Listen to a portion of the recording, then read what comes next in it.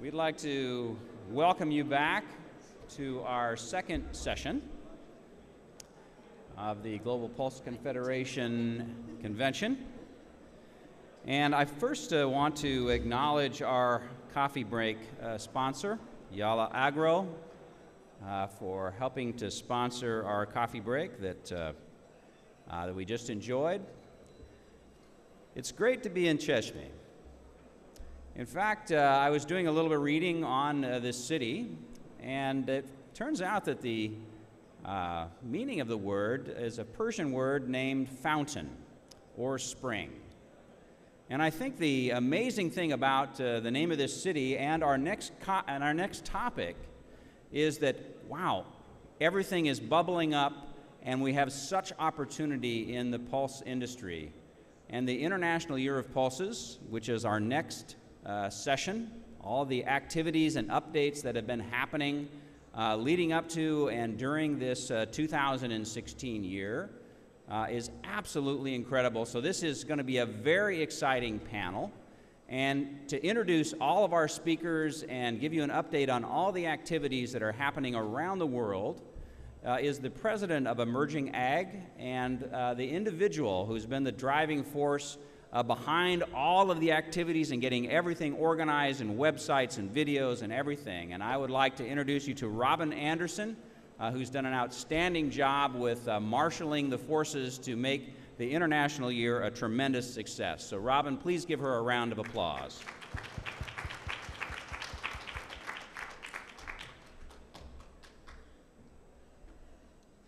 Thank you so much.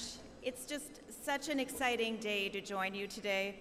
And Tim was very gracious in making his remarks that we've been a driving force, but in fact nothing could be more true. The team on my team, many of whom are here today, there are 10 of us working on this, but it has also been such an extraordinary collective effort. And the panel today will do an amazing job of explaining to you just how much is going on with International Year of Pulses. And we have some really extraordinary results to report to you.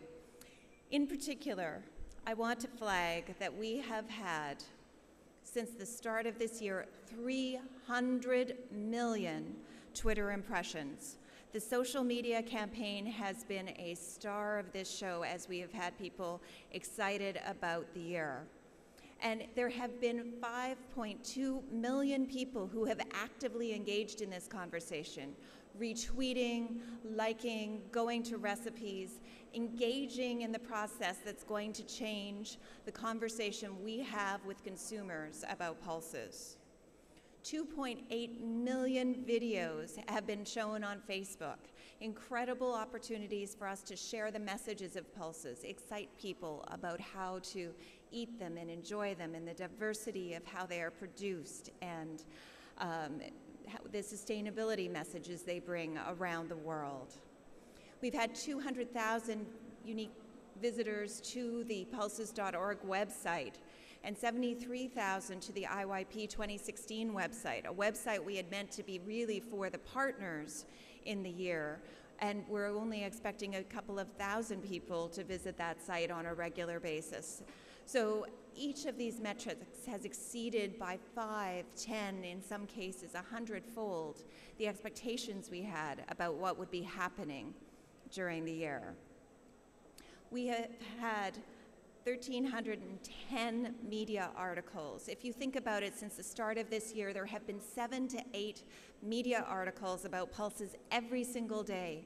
And we know we're not even capturing all of the local stories that are happening, but please send us your media articles as you see them occurring locally, and we'll continue to calculate just how broad this reach has been. But tens of millions of people have been engaged in seeing stories about pulses, and Andrew Jacobs will be telling us about one great day they had in the UK where they reached 65 million people alone.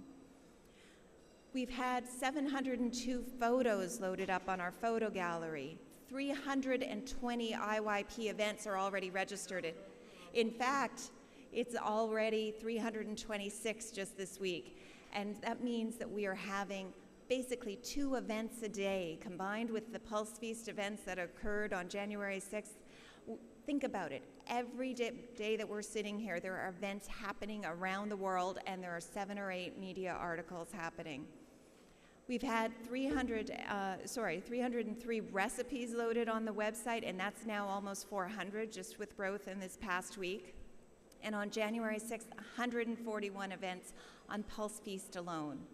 38 national committees who are working very hard around the world in a variety of ways, and 12 extraordinary signature events that you're going to hear about more today.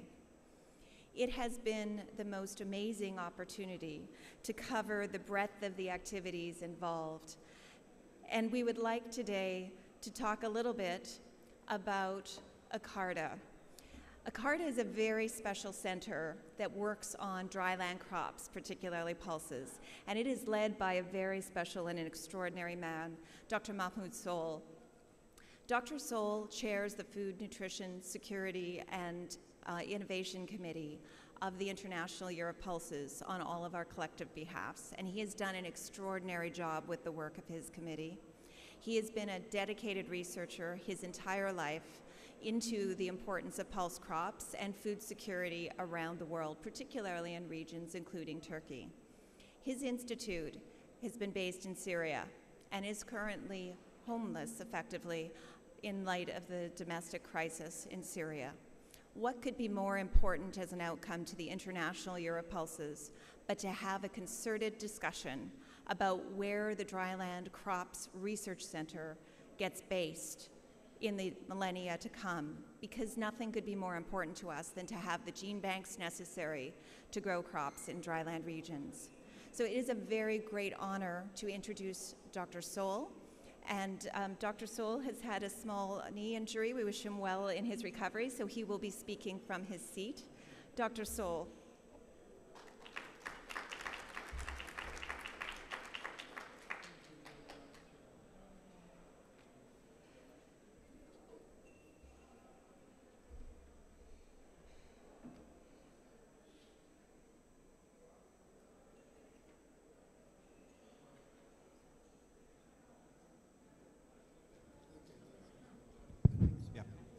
Thank you very much, Ruben.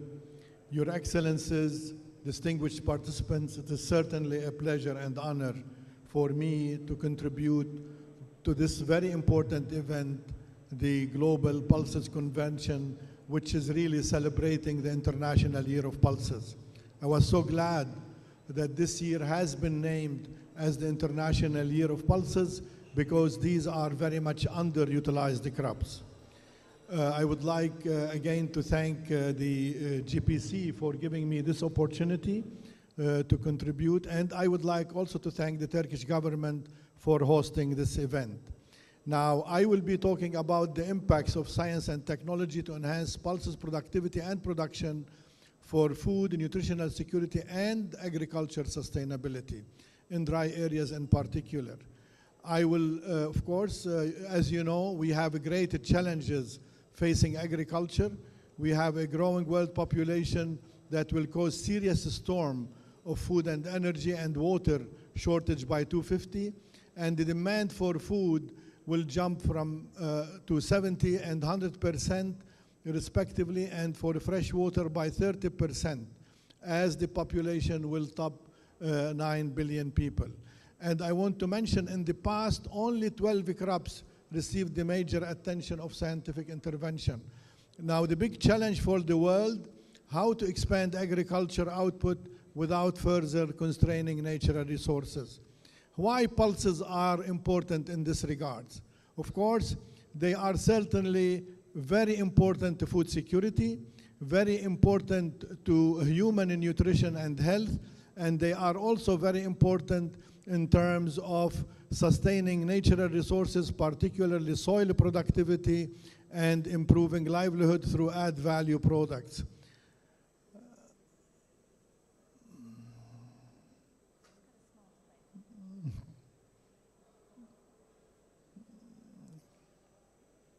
Yeah, I'm sorry, this is... Okay, why again pulses are important? They have many nutritional benefits. The pulses are 3 times richer in low-fat protein as compared to cereals. Pulses have complementary amino acids profile as with cereals. And they do have micronutrients rich, such as iron and zinc, and they are good carbohydrates, which make pulses a great functional food, and they are high in fiber.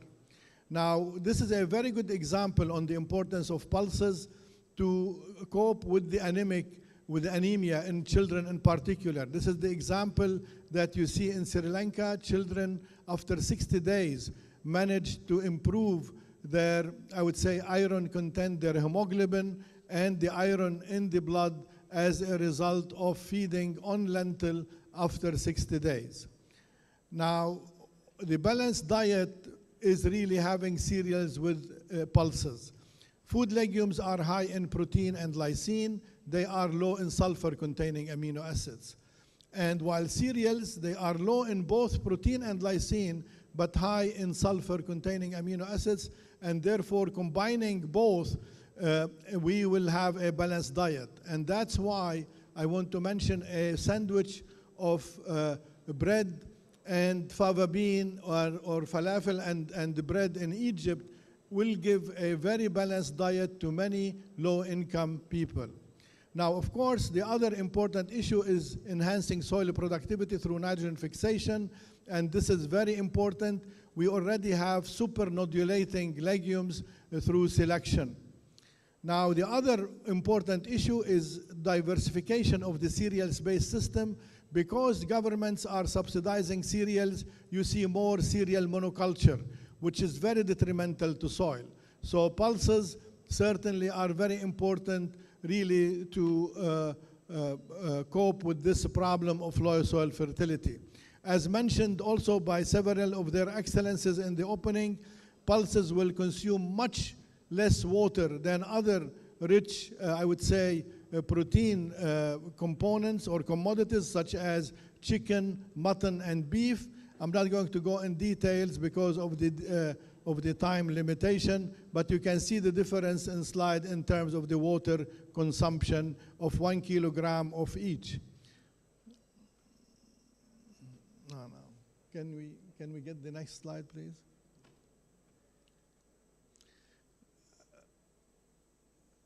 Next. Okay. Pulses are becoming cash crops in many developing countries. This is an example of the steep rise in food prices in India over 30 years. Therefore, the income of small farmers are really increasing by growing pulses. Now, this is the production sufficiency in pulses. You can see this gap is really widening over time, and Asia accounts for 45% of the global pulse production and remains a major producer and importer and consumer of pulses, as His Excellency, the Deputy Minister, indicated earlier. These are the regions that are deficit in pulses. You can see certainly South Asia is big, West Asia and North Africa, and I would say partly Sub-Saharan Africa to a much smaller extent. Now, when we look at pulses production scenarios, we see that certainly we are increasing production in pulses, but most of this increase is coming from horizontal increase in production. More land is put to pulses, but in reality, only the last 10 years, or 20 years actually, pulses productivity has increased but slightly. Now, what science can do to enhance the productivity and yield stability of pulses? Of course, crop genetic improvement and genetic gains for improved varieties, vertical increase in productivity through sustainable intensification of production systems, closing the yield gap, and this is very, very important between what we can obtain, not only through research, but through potential yield and what the farmers is getting now, and therefore we have to also reduce the post-harvest losses. Now, the yield gap in pulses ranges between 25 to 60%. So the potential for bridging the yield gap is really very high. And I'm not going to go in details, but in terms of genetic gains, we are working on many desirable traits, including heat and drought tolerance, resistance to disease and insect pest, resistance to Orabenchi, which is a parasitic weed, and of course, many other desirable traits, including water use efficiency, fertilizer use efficiency, and plant architecture for mechanical harvesting. Now, large-scale impact of the investment in agricultural research in pulses. As it has been mentioned, pulses have been receiving very little investment in research compared to other crops like cereals. Now, this is the example of moving the spring chickpea, which is grown in West Asia and North Africa, to become a winter crop. The only way we can do that by incorporating ascochyta blight resistance and cold tolerance, and now by moving the crop from spring, which is grown on residual moisture, to winter, we can easily double the farmer yields. And these winter varieties are spreading in West Asia and North Africa. The other example is the drought-tolerant chickpea variety, which was really used in Turkey through the national program. This is the Kukshi variety, which is used on about 85% of the chickpea production areas, which is more than 500,000 hectare. And I wanted to say in 2007, when we had very serious drought, it was the only crop that farmers could make money on. And the total amount estimated at that time was $165 million. The other good example on the impact is the work with the Ethiopian Institute for Agricultural Research, where pulses in 15 years, I would say lentil was tripled in Ethiopia, chickpea was doubled, and fava bean 40% increase. And I would like to mention that pulses are now contribute more than $90 million to Ethiopia, and in 2010, Ethiopia exported more pulses than coffee, which is a strategic crop. I want to mention also that Ethiopia used to be an importer of pulses in the past. Next, please. The other very good example of what science can do is the iron and zinc-rich lentil varieties. These are released in India, Bangladesh, Nepal, Ethiopia, and many other countries like Syria, Turkey, as well as Portugal. And the beauty of these crops are very, very important in order to, what we say, cope with the hidden hunger. Hidden hunger means hunger for micronutrients. So biofortified pulses are considered to be a panacea for the hidden hunger. As I mentioned to you, this is how much Bangladesh is now benefiting from this, and it is now producing more than 186,000 tons for domestic consumption of iron-rich lentil. Next, please. Okay. Now, the extra early varieties are very important, particularly for multiple cropping, and we have very early varieties of lentil as well as some large seeded Kabuli chickpea that are also early, and these are important to replace the fallow in rice. One thing I want to mention, that the fallow rice rotation is very important in India and Bangladesh, and therefore you can grow rice from July to October, lentil November, February, and sesame from March to May. This is the example of the potential of replacing fallow in India. We are working with the Indian government on replacing the fallow, and I'm glad to mention that the Director General of ACR in India is now leading a revolution in pulses in order for India to achieve self-sufficiency in the year 2018. 11 million in India, 1.2 million in Bangladesh, and more than 500,000 in Nepal. Now, this is the early lentil demonstration replacing fallow in fallow rice. And the other point I want to mention, besides lentil, you can grow also grass pea, which is a very short season to replace the fallow as well. Now, conservation agriculture is important in terms of conserving, in terms of multiple cropping. You can simply harvest the rice and grow lentil directly without cultivation. And this is very, very important. The other impact is the fact that Nepal is now emerging as an exporter of lentil in South Asia after it used to be an importer. And this is very important. The other important achievement is the climate resilient varieties of fava bean in both Sudan as well as in Egypt. We have heat tolerant fava bean varieties in Sudan, and the production has tripled in Sudan as a result of this. And in Egypt, we have what we call the Orabanshi resistant varieties, which is bringing fava bean back to production after it has declined over years because of the serious parasitic weed, which really kills the plant if it comes early in the season. Now, grass pea is another very important underutilized crop. The good thing about this crop, it is drought tolerant and waterlogging tolerant. And in the highlands of Ethiopia, when we have waterlogging, it is the only crop left in the field with teff. And the problem with this grass pea is that it causes paralysis in males because of a neurotoxin. And this neurotoxin certainly will prevail as you eat Lathyrus without diversifying your diet. And this is the problem in many countries, in Ethiopia particularly. And I want to mention that low neurotoxin, which ODAB grass pea varieties are released in Bangladesh and India. The other good example of what science can do is the machine harvesting.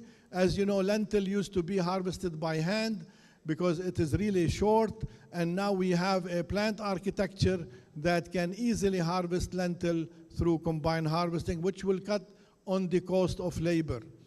Now, let's come to the conclusions.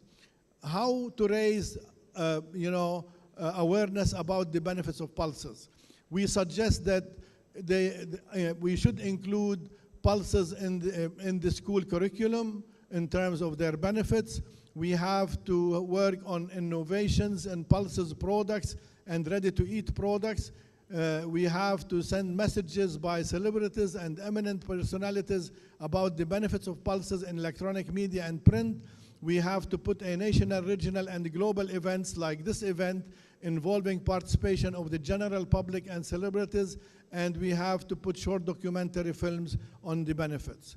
Let me come to the recommendations and conclusions. Now, pulses, of course, are important for food security because of what I mentioned before. I don't have to repeat these, but it is so important to both human and the nutritional security.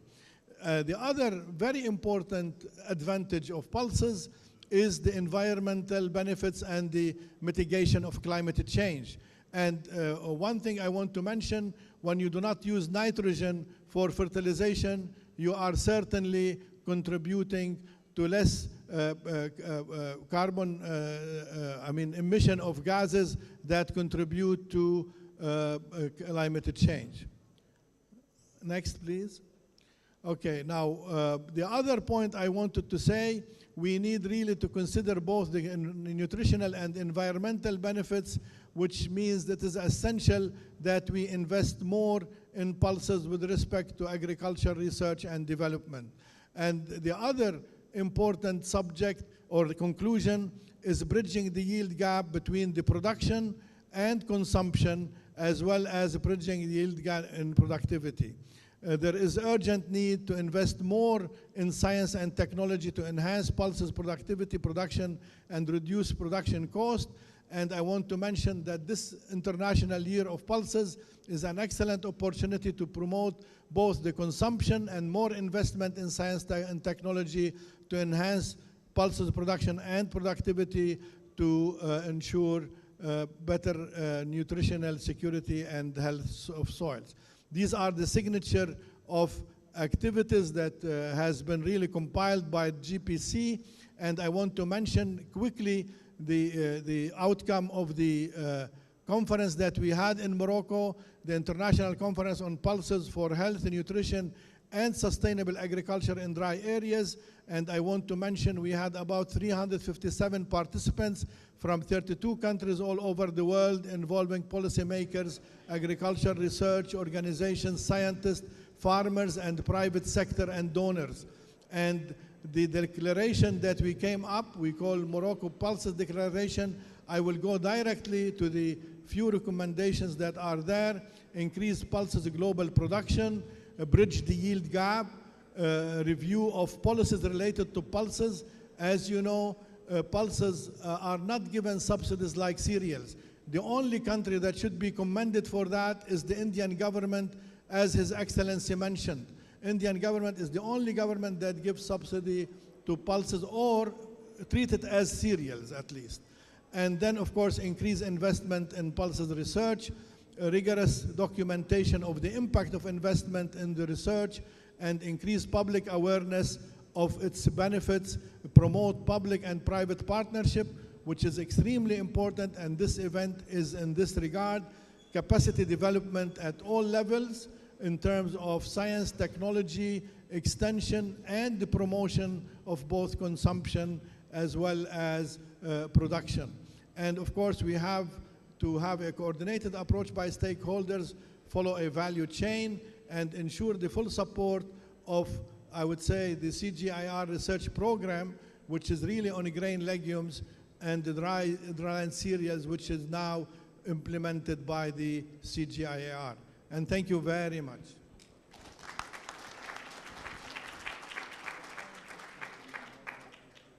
Dr. Soul, what a tour de force. You have got such extraordinary experience, and you have been such a dedicated participant in this year with such an extraordinary vision right from the start of this campaign. And so it's a particular pleasure to note that, in fact, the Global Pulse Confederation has had the honor of nominating you as a potential World Food Prize laureate. And there are 5 nominees from the Pulse sector this year. We hope very much that this will be one of many, many honors to add to your lexicon of accomplishments. Thank you so much, sir. We also have one other wonderful thing to announce, which is the Global Pulse Confederation and ICARTA recently signed a memorandum of understanding representing some of the many collaborations we've had on the international year, including the Drylands Conference, and we really appreciate that support, and what a significant signature event it was. Thank you so much. And one of the first things that we accomplished through this partnership was, in fact, a very special virtual competition around the world of love that we call the Love Product Showcase. So this really stemmed from the vision of Canada that created Mission Impulsible many years ago to encourage food students and people to work on new innovative products using pulses. And from that vision, this year, an International Year of Pulses, the Canadians, the Americans, the Indians, the Ethiopians, and the Moroccans have already had competitions in their country naming incredibly innovative new winners of these wonderful products from around the world. Australia and Japan are about to have their competitions shortly, and Dr. Soul actually chaired the prize competition for the global virtual competition, as we called it, for all the people who didn't have competitions in their country. And it was a wonderful list of candidates that were brought forward. So we would like to use this opportunity to name the prize winners. If I might just lean over here.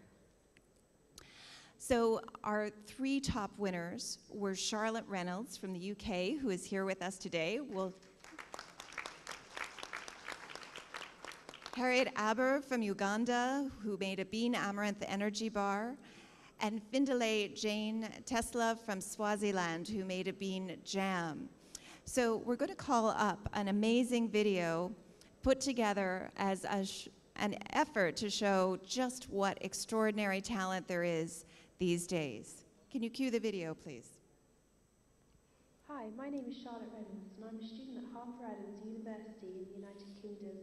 For my honours research project, I took it as a sign when the United Nations declared 2016 as the International Year of Pulses that I should focus my attention on exploring new product development using a sustainable pulse ingredient. And so my journey began. It has been a fascinating discovery of the many varieties of pulses and the important role they play in international nutrition and cuisine. But upon discovering lupins, my excitement grew learning about their superfood status and yet their underutilization in the food industry. From analysing the nutritional and functionality credentials, lupins tick all the boxes with current market trends as well as concerns towards finding sustainable sources of dietary protein. So today, I'm presenting you Blooming Foods hand-baked lupin crisps. Each packet is made from over 60% sweet lupin. These crisps offer a high-protein, low-calorie and gluten-free snack that not only tastes incredible, is good for you, but is also good for planet Earth. I really like the amount of calories in the portion. I really like the taste of the crisps. I think they're really nourish. Really nice crisps, low in calories, really nice flavour to them, and I can see them being paired really nicely with cheese instead of crackers. So they have a lot to offer. Firstly, they will be gluten-free, so they would appeal to the market for people on a restricted diet. The crop itself, as lupins, is a very sustainable crop. It has quite an appeal within that because there are people who are more interested or taking more interest in the sustainability of their food supplies. They're reasonably high in protein, so there may be a marketing opportunity for saying that protein is good for satiety, they be quite filling. They're very low in calories, so they would be well suited again to people who don't want to indulge in a lot of calories, and they are very low in fat. The formulation's been really simple. It's simply the lupin flour and the other main component is potato starch, which could be used as a byproduct of the potato processing industry, so it's another element to sustainability. They're very simple, easily baked. There's a little bit to do in terms of producing consistency. They've been very well reviewed by Charlotte's focus groups. They are really very flavoursome, even in an unflavoured state. So I think this product has a lot of potential. Blooming Foods Lupin Crisps has great potential in addressing future dietary protein concerns and consumer demands, all in a boorish snack. Thank you for watching. Charlotte Reynolds, everyone. Dr. Soul and Hakan Bahichi will congratulate Charlotte. This is one of 60 new products using pulses just created by this competition around the world. Charlotte is just amazing. Congratulations. Thank you. Charlotte, would you like to bring us a few words?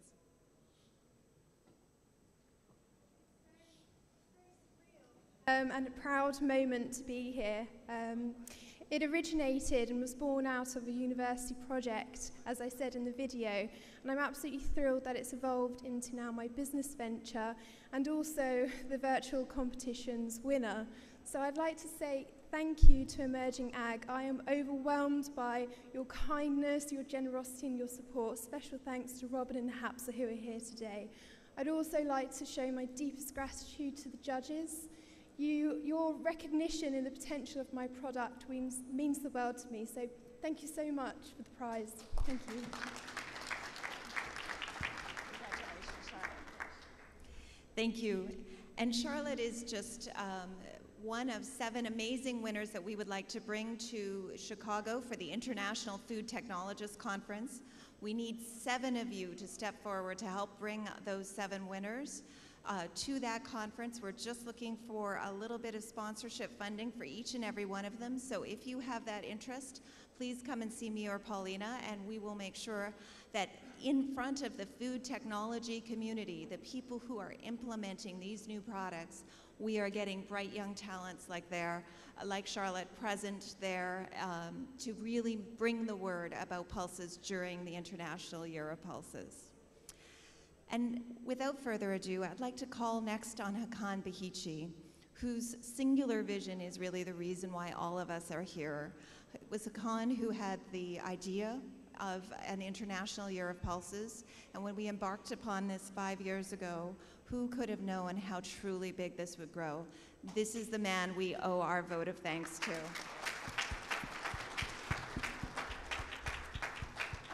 Thank you, Robin.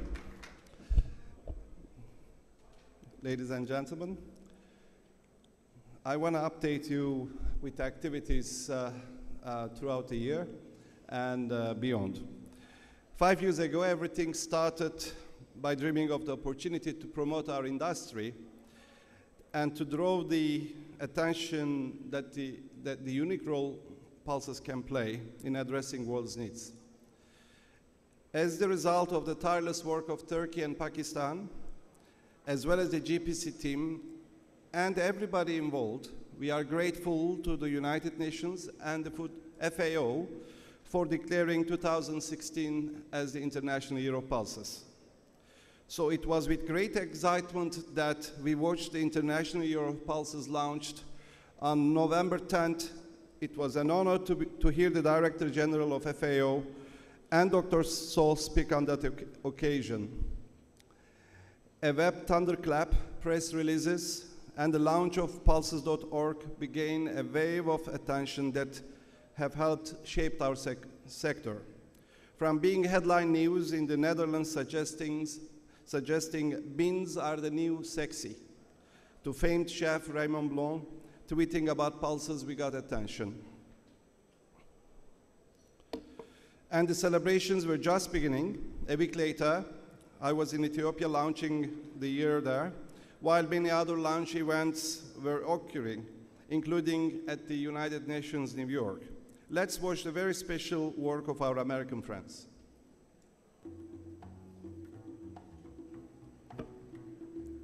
This is the greatest opportunity we've had in my time in the pulse business.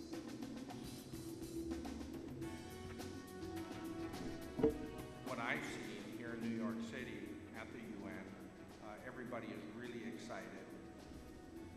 The fact that the United Nations designated 2016 as International Year of Pulses has given us a great platform for us to be able to shout about the benefits of our product.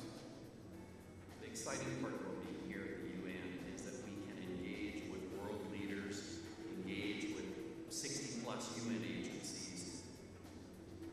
It's an amazing feeling to think about all of the work that we've done to put this together. We have opportunities going forward that will make a difference globally and for people in the U.S.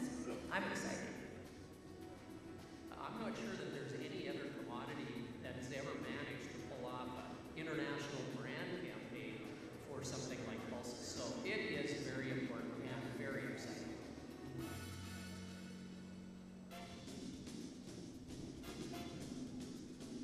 I'm super excited to host this event here. You know, I cope with pulses all the time. It's something near and dear to my heart. I like eating healthy. I like eating hearty, and I like tons of flavor. So the pulse goes exactly where I want it to go.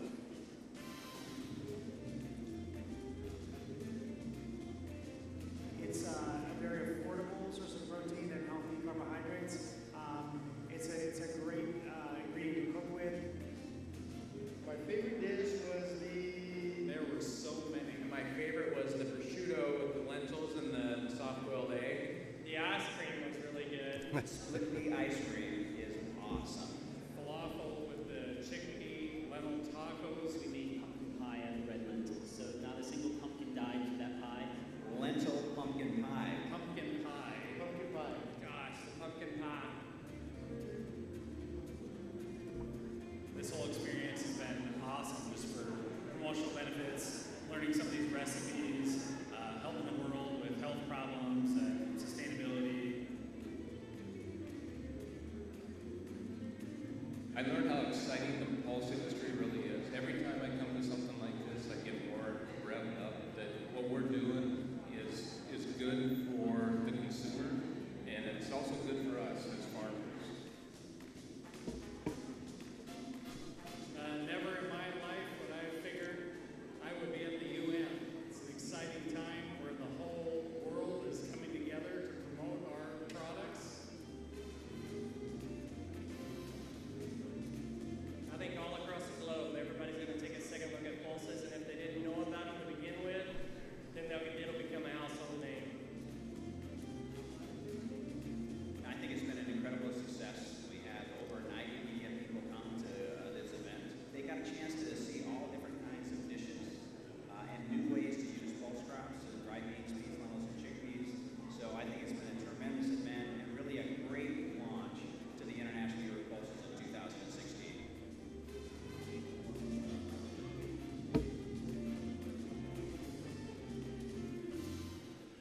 Great.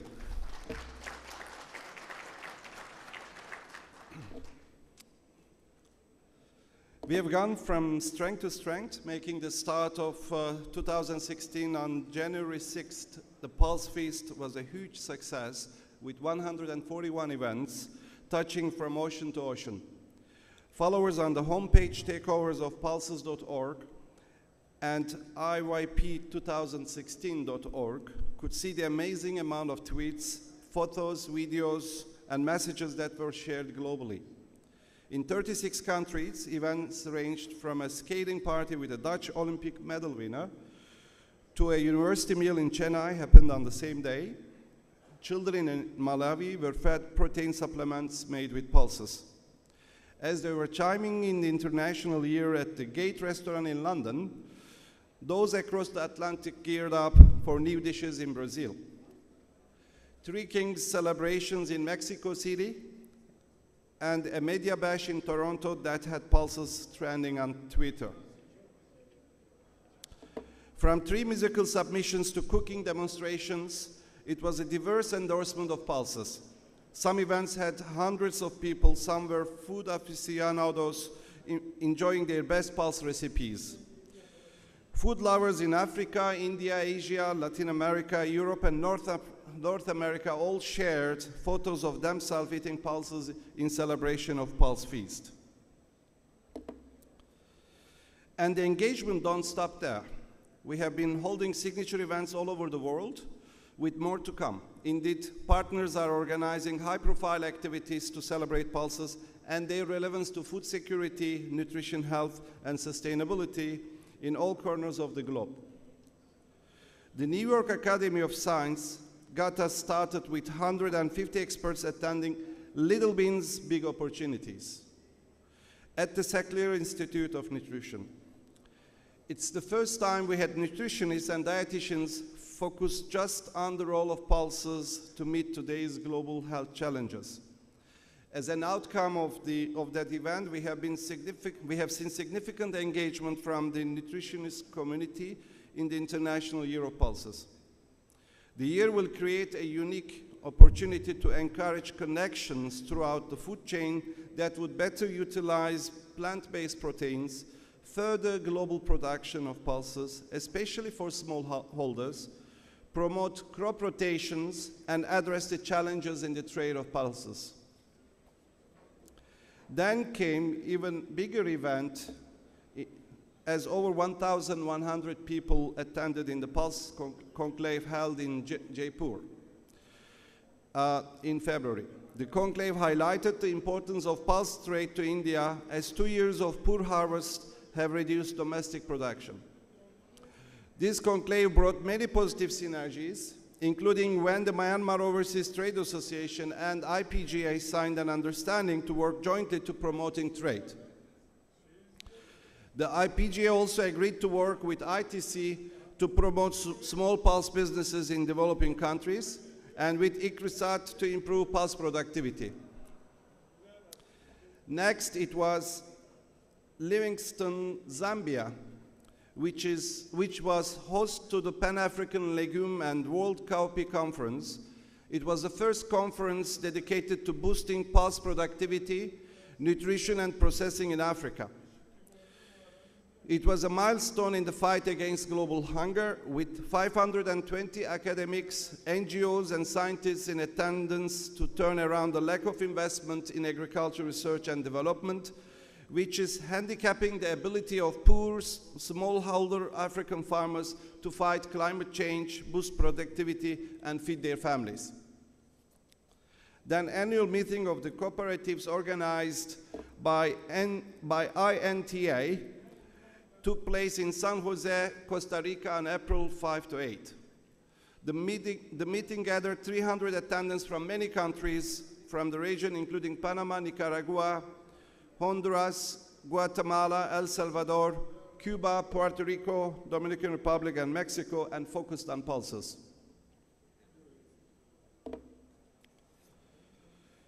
Of course, this was soon followed by the Drylands Conference in Morocco in April. Dr. Sol, we cannot thank you enough for your leadership on the International Year of Pulses, and we appreciate all you have done in many roles. The outcomes of the Drylands Conference have shone a particular light on the dual role of pulses to tackle malnutrition and sustainable agriculture in the drylands context.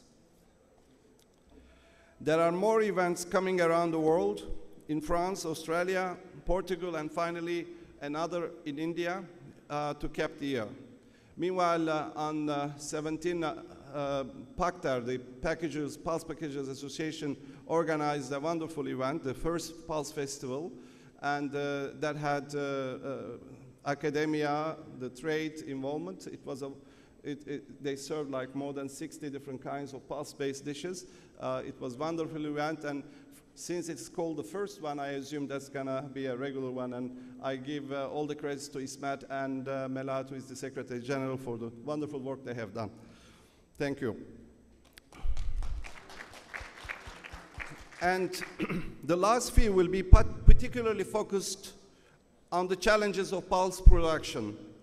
While production of soybeans has grown by 842%, maize by 327%, rice by 233%, and wheat by 204% in the past 50 years, pulse production has risen only 73%. Pulse production in 1961 was about 1/5 of major cereals. Today, it's only 1/10. We have the opportunity to fix this.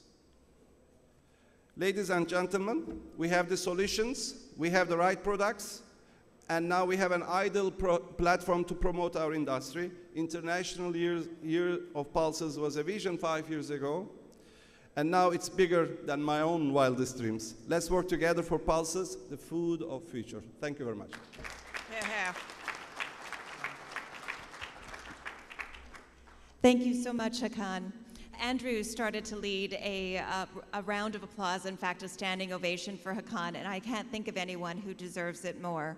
The fact that International Year of Pulses has happened is, as we said, down to his vision, and it's been his role as chair of the Global Pulse Confederation's oversight that has allowed all the activities that we're talking about on GPC's behalf today to happen. So would all of you like to acknowledge Hakan?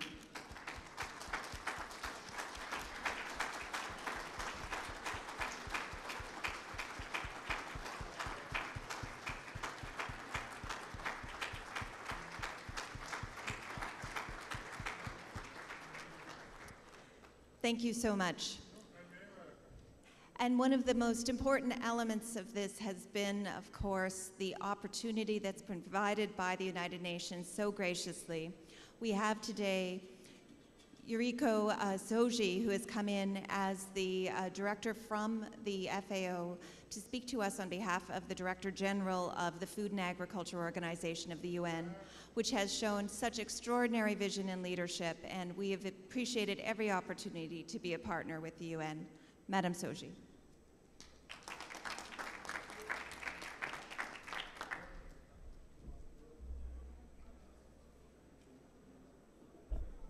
Thank you very much, Mrs. Robin. Distinguished Mr. Hussein Arslan, President of the Global Pulse Confederation, Excellencies, Dr. Sol of ICARDA, distinguished guests, ladies and gentlemen. It is both a great honor and a pleasure on behalf of the FAO to welcome you to the 2016 Global Pulse Convention. As we have seen at the 68th session of the United Nations General Assembly in December 2013, the year of the International Year of Pulses was declared for 2016. It is the two governments of Turkey and Pakistan, through the permanent representations, which have taken the initiative to request to mark the International Year of Pulses. The International Year of Pulses is supported by FAO, which is facilitating the implementation with the governments, relevant organizations, non-governmental organizations, and other stakeholders, including, of course, the private sector. The main objective of the Year of Pulses is to raise awareness of the contribution of pulses to food and nutrition security and to alleviate hunger and rural poverty. It also provides an opportunity to draw attention to raise awareness to the benefit of pulses as a critical source of plant-based protein, as well as an eco-friendly, environmentally sustainable food choice. At the official launch of the International Year of Pulses at the FAO headquarters in Rome in November 2015, the FAO Director General, José Graziano da Silva, highlighted the following message. Pulses have a crucial role in sustainable food production and healthy diets, and above all, for their contribution to food security and nutrition. These issues are at the cornerstone of FAO's mandate, and therefore it is not only our duty, but also our primary responsibility to raise awareness of the benefits of pulses for humankind. The International Steering Committee of the International Year of Pulses, co-chaired by the permanent representatives to FAO of Turkey and Pakistan, has been actively working since 2015 to ensure proper planning of the celebrations throughout this year, 2016. To celebrate the year, an action plan has been prepared, which includes, as we have heard, among many other activities, the following. First, a food composition database on pulses as part of the FAO InFood's analytical food consumption database with specific data on pulses, its biodiversity and their relation to agriculture, and features of processing of the pulses. Two, the regional and global awareness-raising campaigns aimed at enabling discussions and knowledge exchange among civil society, farmers, private sector, researchers, government representatives, and policymakers. Three, outreach activities, including information dissemination through publications, the website, the media events, and at national, regional, and global levels. Four, research and scientific papers published and studies, such as a report on the impacts and responses to climate change of the pulses, the mitigating factors that the pulses can have on the climate change, and the impact that is expected over the next 20 years, report on the world pulses economy, including recent market trends, production, yields, utilization, consumption, international trade, and of course prices. 5, 2 online discussions on FAO's Food Security and Nutrition Forum in order to raise awareness and support knowledge sharing on pulses throughout the food security and nutrition community globally. 6, and last but not least, regional and global dialogues for validating future investments in the pulse value chain, addressing the role of pulses and contribution to sustainable rural development and food security and nutrition, market access, and then pulse actors being involved, such as family farmers, producers, and processors, and identification and sharing of the good practices on pulses and innovations. I would like to take the opportunity to echo the words of the Secretary General of the United Nations, Mr. Ban Ki-moon, in his message to FAO on the occasion of the launch of the International Year of Pulses. Let us promote commitment and concrete action by all relevant actors within the UN system, farmers' organizations, civil society, and the private sector, and make the International Year of Pulses 2016 a success. Thank you very much for your attention.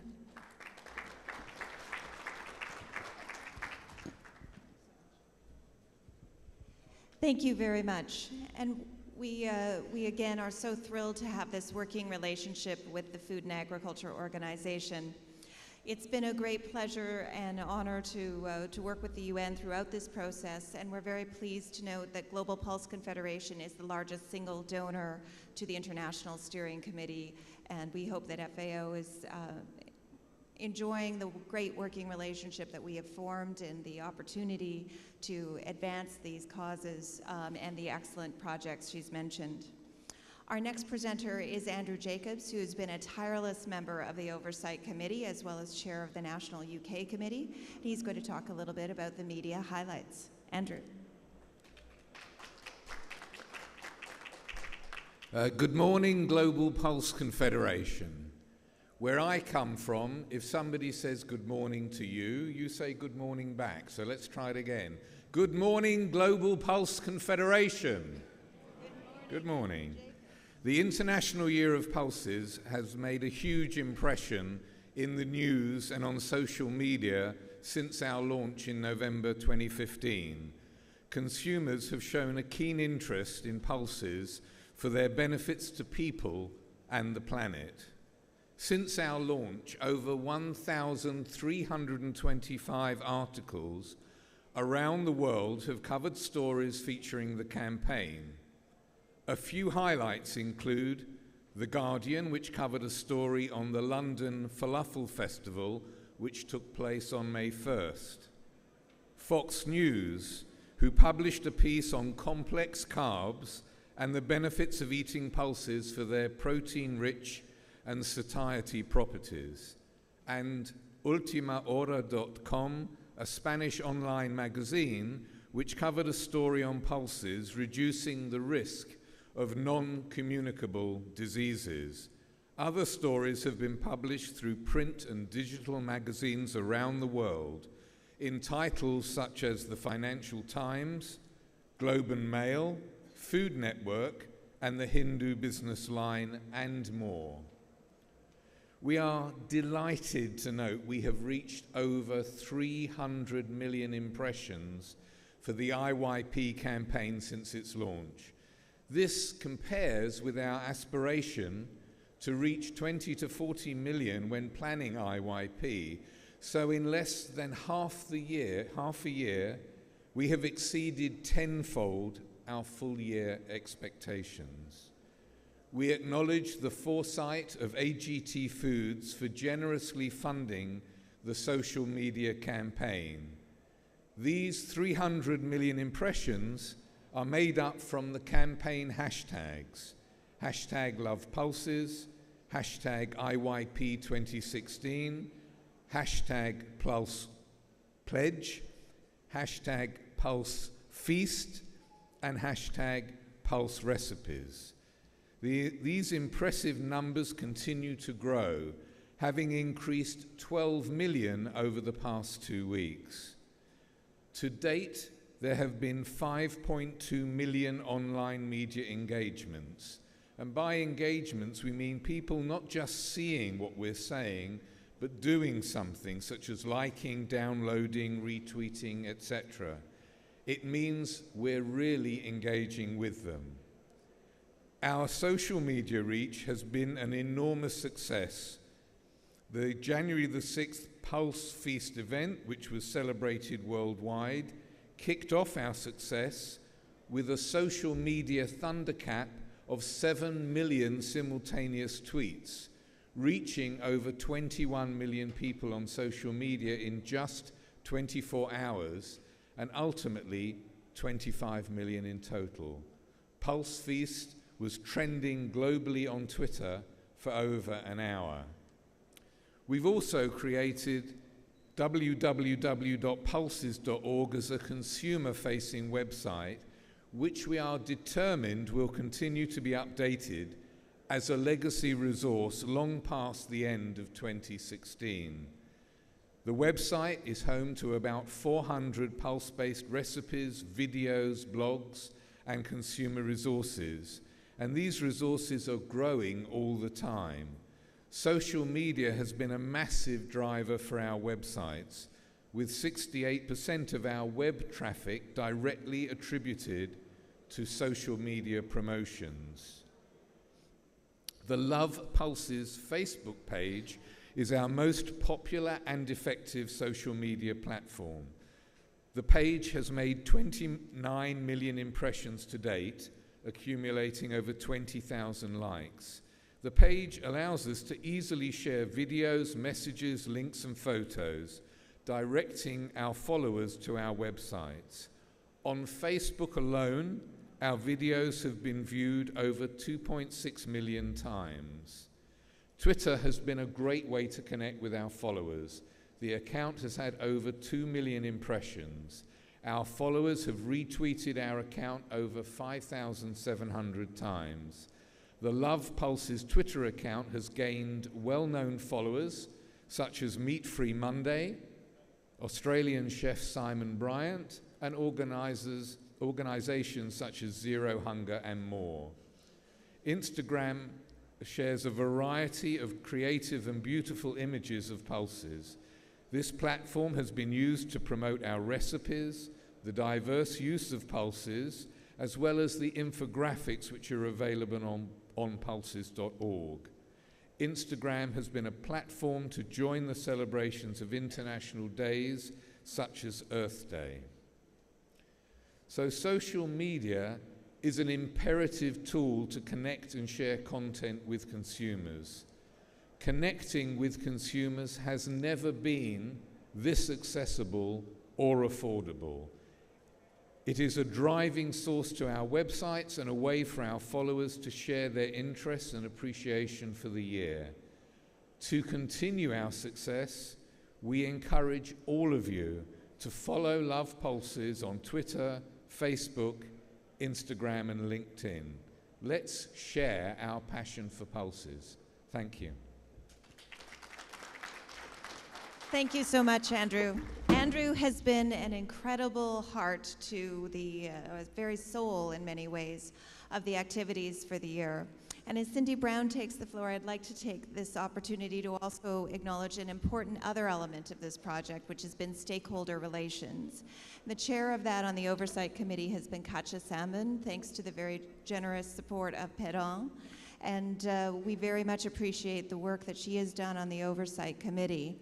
And Cindy Brown chairs the national committees, which brings together the work of all of you throughout the course of the year. Cindy, you have lots of great stuff to tell us about. Thank you, Robin. It's such a great time to be here as we celebrate the International Year of Pulse. One of the important legacies of IYP is that we've gone from limited resources on the benefits of pulses to a plethora of materials. And I want to take this time this morning to highlight some of the great things that you can download and use. For the past year, we've been gathering signature dishes from many of the national groups. We've used the funding from ILTA Commodities to build an amazing photo library of these dishes, and we've even stretched the budget to make fantastic videos of as many as we could.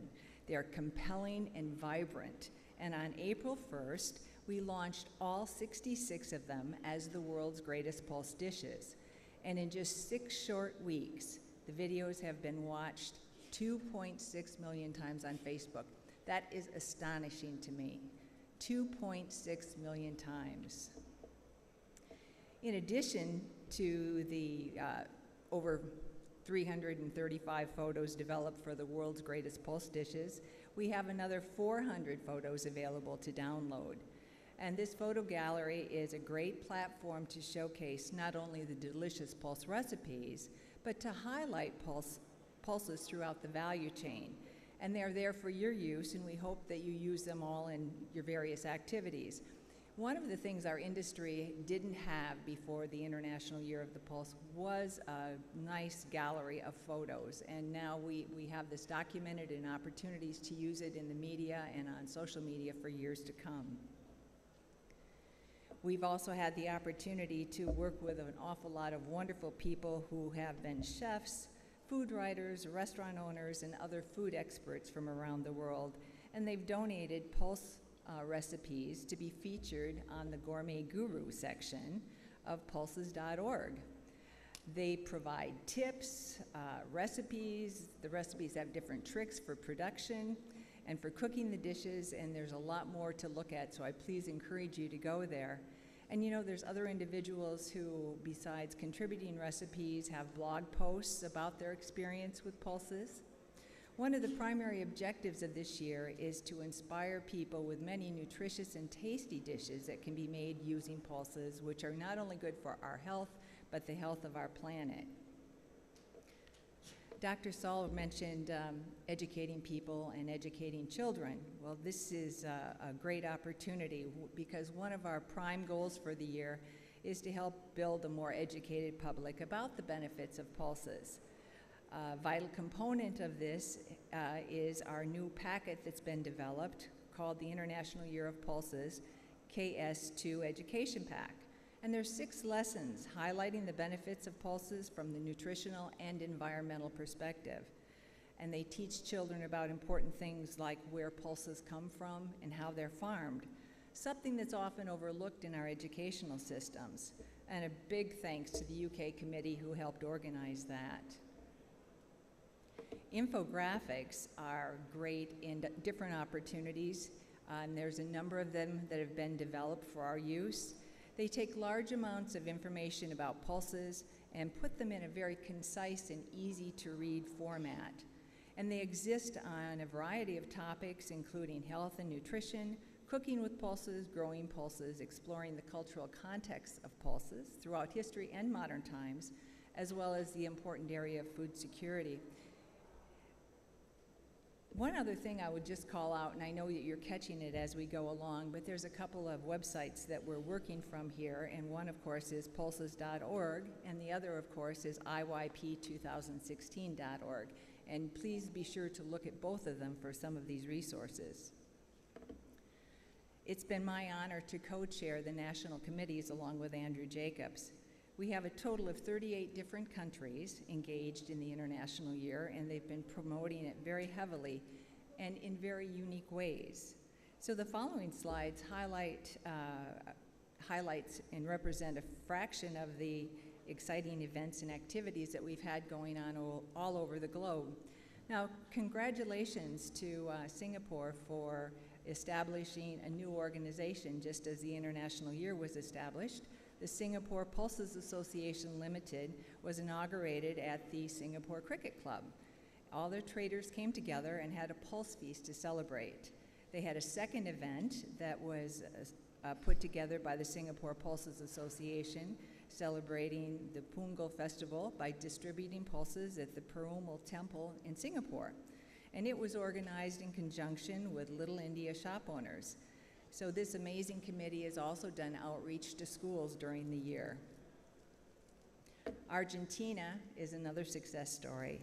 They published a pulse-based cookbook and a series of important papers on pulse production. Additionally, they're working with their national post office to develop a series of stamps featuring the International Year of Pulses with different 4 pictures of beans, peas, lentils, and chickpeas. Now, this is a first. I haven't heard of us having pulse-based stamps before, but I will be sure that I have a packet of commemorative pulse stamps. They are also started working with Argentina Health Department and to develop a recipe book designed for children. Japan has been very busy too. From March 8th through the 11th, the Japan Bean and Importers Pea and Bean Importers Association exhibited the World of Pulses booth. Now, this booth promoted the International Year and highlighted the numerous benefits of pulses. Over 75,000 visitors registered for the event, and they had the opportunity to try some of the delicious pulse-based dishes served from their booth. Now, in Japan, pulses are often used in desserts and not cooked in main dishes. But the World of Pulses booth showed the versatility of pulses with 7 different dishes, and they also gave away numerous snacks. So not only did the World of Pulses booth hand out delicious cuisine, it also distributed 18 different kinds of pulses, provided cookbooks, IYP leaflets, and various exciting pulse products. And in October, they'll be hosting a Bean Day symposium to promote pulses as well. Peru was a very special case. They had interesting aspect that came out of their promotion.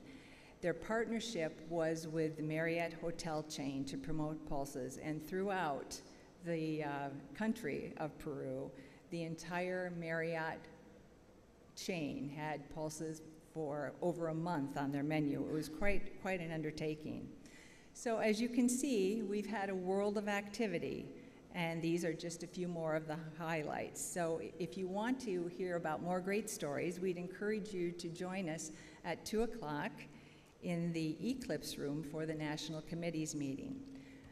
Thank you for all of the national committees for making this year a success, and I continue to look forward to working with you.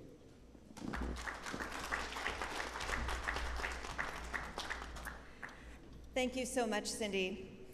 There's just been so much going on around the world, and we would certainly want to highlight the very important opportunity about what is happening here in Turkey.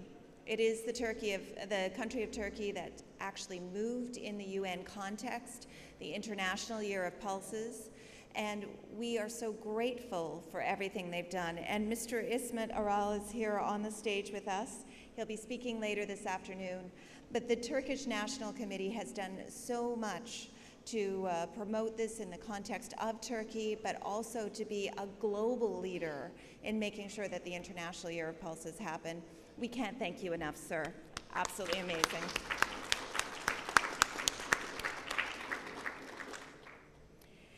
And we have much other exciting news to share with you as well. I'd like to ask Hakan to come and stand with me as we acknowledge a series of very exciting announcements that have happened since Las Vegas. The fundraising efforts for International Year of Pulses have very much been led by Hakan, whose personal vision of this has worked so hard to make sure that GPC had the resources to undertake activities. But one of the power of the year has been that we have been able to bring many partners, mobilize people like Akarda, who are already committed to pulses, and collectively we've had so much more impact than we could have otherwise. And with this in mind, we'd also like to ask Ted and Robin to move towards the stage. But the first person I'd like to call on is actually Tim McGreevy from the U.S. Dry Pea and Lentil Council and representing the American Pulse Association. Tim has had a very personal commitment to the International Year of Pulses. He has been the treasurer of the Oversight Committee. He has made sure that the finances are running well for the year and has been an incredible volunteer. But his team also kicked off with that incredible event in New York. You saw the video. It got us the media attention that got us launched around the world. And we are very pleased to announce that we have signed a $1.9 million memorandum of understanding with the U.S. Dry Pea and Lentil Council for the activities around the International Year of Pulses. Thank you. Thank you so much, Tim. We'd also like to call up Ted Margolis from ILTA Commodities. ILTA Commodities, as we announced last year, was already committed as a platinum level sponsor through the member fund to the International Year. And Ted came on board with just an amazing package of materials, which became the world's greatest pulse dishes, the signature dishes that came in from all the national committees and from India. And without ILTA Commodities, we wouldn't have that incredible imagery that's driving us on social media and those videos that have launched us around the world. We're going to cue one of them now to talk about the incredible impact that ILTA has had on our campaign.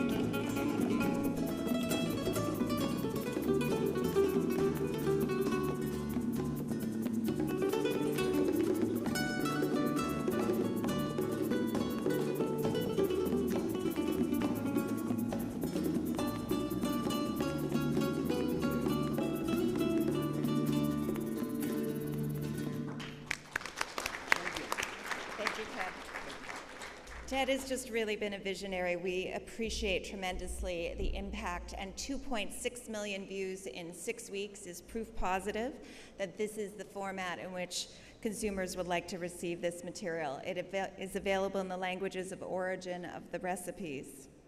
I'd like to call on Carl Potts from the Saskatchewan Pulse Growers. As you know, SPG has been up here before since the start of the year. They've been a supporter over and over again. The Pulse Growers represent, right from that farmer value chain, a vision for what can be done internationally. And I am so grateful for their support, and all of us are. The SPG has agreed to provide a further $95,000 this year to support the social media campaign, which has been so successful. They had the vision that we need to keep fueling this fire that has broken out with 300 million impressions around the world, and we can't thank you enough, Carl, for everything SPG has done. And if Gordon Bacon can come up. Gordon is the final member of the Oversight Committee who's on the stage with us today. Gordon has been an extraordinary leader, coordinating all of the thematic committees at a personal level. And we also want to thank them for a very large memorandum of understanding which was signed last year, supporting a whole range of activities, including significant leadership on the nutrition area.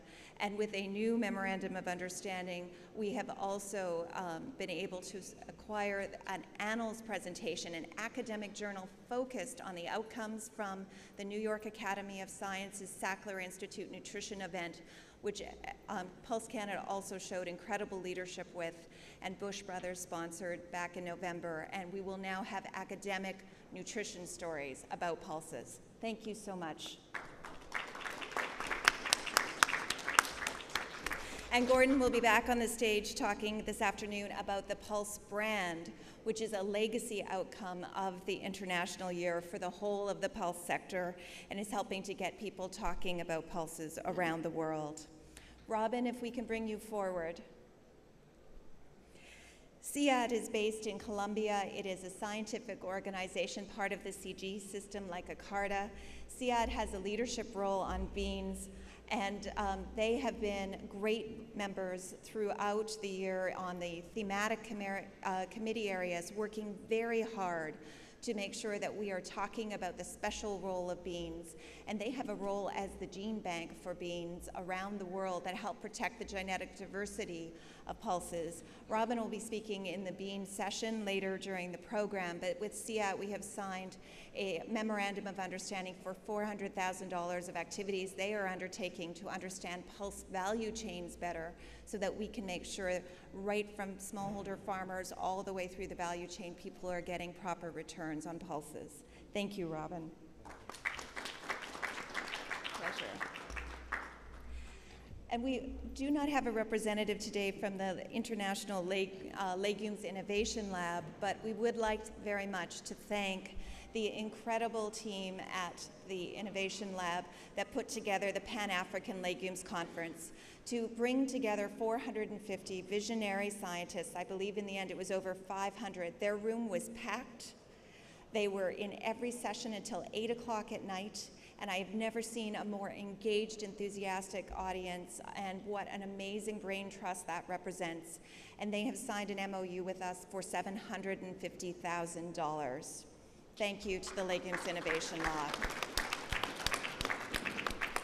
And these collective contributions, both actual cash donations to Global Pulse Confederation, the money that we were able to give to the FAO, and collectively through the work of all of these bodies, not because they are centrally coordinated by just GPC, but because collectively we care about pulses, have added up to $8.7 million of activities during the International Year of Pulses. Amazing. And we have the very good fortune, Hakan, to surprise you today, but we believe that we are now about to sign a memorandum of understanding with the International Food Policy Research Institute for approximately $2 million of activities they're doing in countries around the world, including Bangladesh and Guatemala, that will represent $2 million of activities in 2016 and will take us over $10 million. Brand new news. Thank you. So it has been such an extraordinary journey, and it wouldn't be possible with all the people who sponsored here at the Global Pulse Confederation. We've talked about AGT and its impact on the social media campaign.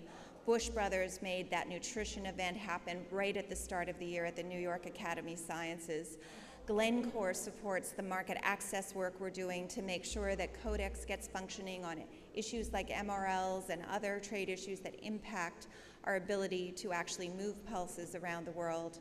We thank ILTA Commodities for their sponsorship, Saskatchewan Pulse Growers, and Pulse Canada. We also want to thank the platinum sponsors of the member fund, AGT, the Canadian Special Crops Association, Hakan Agro. Hakan has been a leader in so many ways in addition to that platinum sponsorship. ILTA Commodities, and Dan from ILTA Grain, who was a great supporter not only of the member fund but also through our auction last year. Pulse Canada, and of course the Saskatchewan Pulse Growers.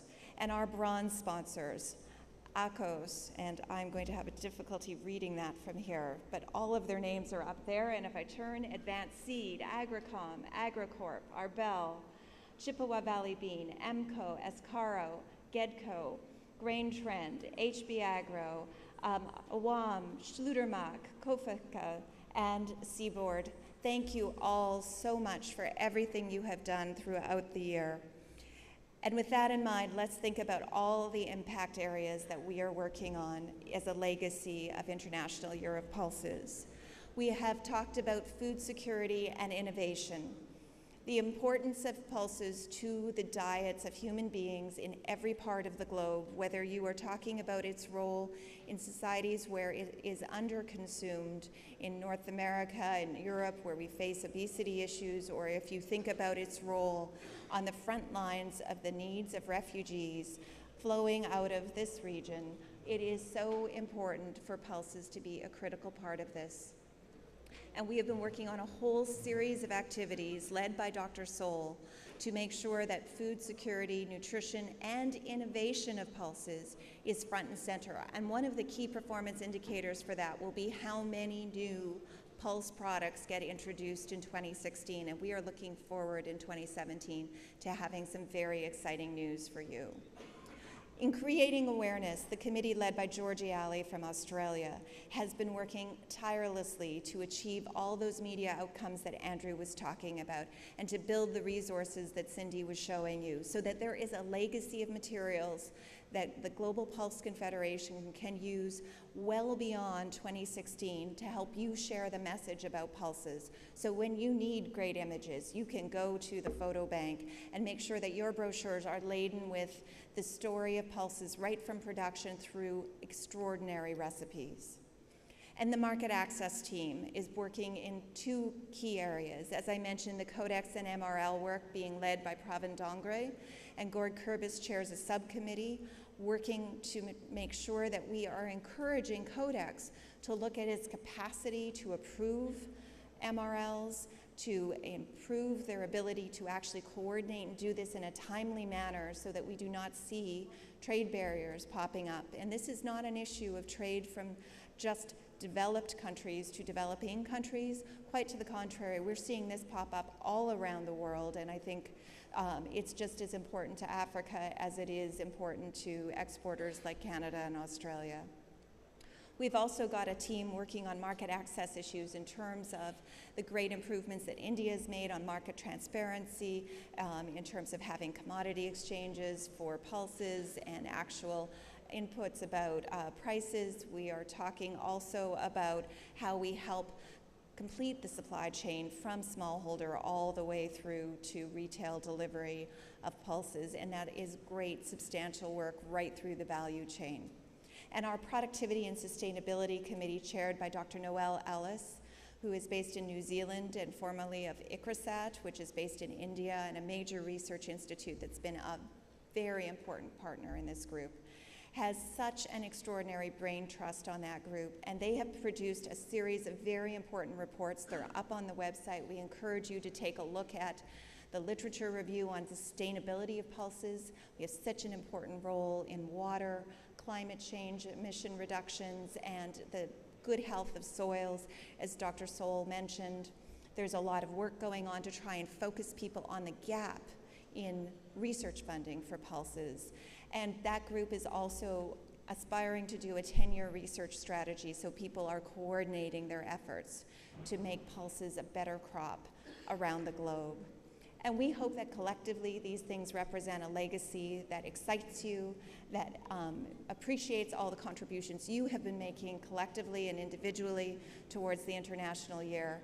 And with that, we hope you go and enjoy a tremendous lunch and to pick up some of the recipe cards with the legacy of the world's greatest pulse dishes that are available to you during your lunch. Thank you so much, everyone. All right, I'd like to thank all of our speakers and Robin and her emerging ag team. I think you can see we've been very busy since our meeting in Las Vegas, and we are really just at the beginning of a wave, right? It's going to be the pulse wave and the pulse movement. So again, thank you to our session sponsor, Allegro, for this session this morning and early in the afternoon. We do have lunch right now, which is sponsored by Naras. And I just want to have a little reminder at 2 o'clock in the Eclipse room, there is going to be a national committee meetings. And if you want to learn more about the resources that are available, please go to that meeting at 2 o'clock at the Eclipse room. And then at 2:30, there's going to be a discussion and a presentation on the Global Pulse brand, which Gordon is going to lead. So if you want to learn more about how you can use the Global Pulse brand and get signed up for it, please come with us here at 2:30. Be back. The lunch is going to be in the main dining room downstairs, so please enjoy lunch, and thank you very much for coming to this session.